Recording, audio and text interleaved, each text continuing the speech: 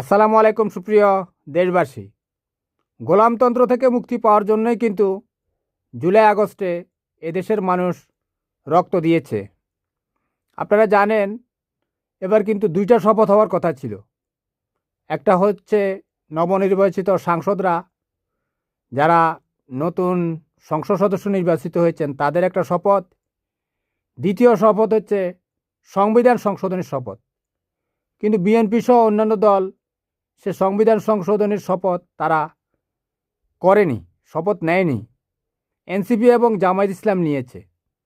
তারা জুলাইয়ের সনদ এবং এই যে সংবিধান সংশোধনী সেই শপথটা তারা নিয়েছে।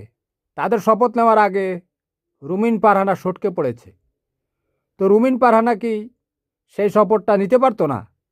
সে তো বিএনপির সাথে বিদ্রোহ করে বিপ্লবী হয়ে সংসদ সদস্য নির্বাচিত হয়ে গেছে, তাই না?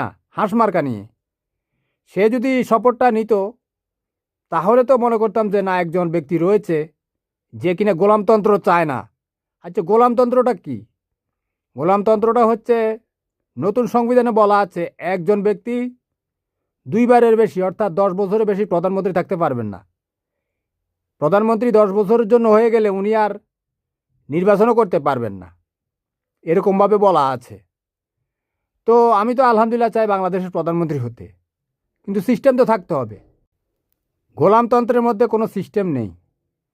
কেউ কেউ রক্ত দেয় আর কেউ প্রধানমন্ত্রী হয়। আপনারা দেখেননি 1971 সালে বাংলাদেশের মানুষ রক্ত দিল, জীবন দিল, নারীরা সম্ভ্রম দিল, মানুষ সম্পদ হারালো, বাংলাদেশের মানুষ সব হারালো। শেখ মুজিব পাকিস্তান থেকে এসে প্রধানমন্ত্রী হয়ে গেল। এরপর শেখ মুজিব এমন বসলো, সে চাইলো সারা জীবনের জন্য সে প্রধানমন্ত্রী থাকবে। বাকশাল গঠন করলো, সমস্ত রাজনৈতিক দল নিষিদ্ধ করলো। অর্থাৎ কেউ জীবন দেয়, রক্ত দেয়, কেউ সম্ভ্রম দেয়, আর কেউ নাচতে নাচতে এসে প্রধানমন্ত্রী হয়ে যায়। তো দ্বিতীয় সংশোধনীটা যদি পাশ হতো তাহলে হয়তো আলহামদুলিল্লাহ, আল্লাহ যদি চাইতো আমি তো কোনো দিন বা আমার বংশের কেউ 50,000 1 লাখ বছর পর যদি আল্লাহ রাব্বুল আলামিন এই দুনিয়াটা টিকিয়ে রাখতে পারে বা থাকতো, তাহলে প্রধানমন্ত্রী হওয়ার একটা সম্ভাবনা থাকতো। কিন্তু গোলামতন্ত্রে আপনার প্রধানমন্ত্রী হওয়ার কোনো সম্ভাবনা নেই।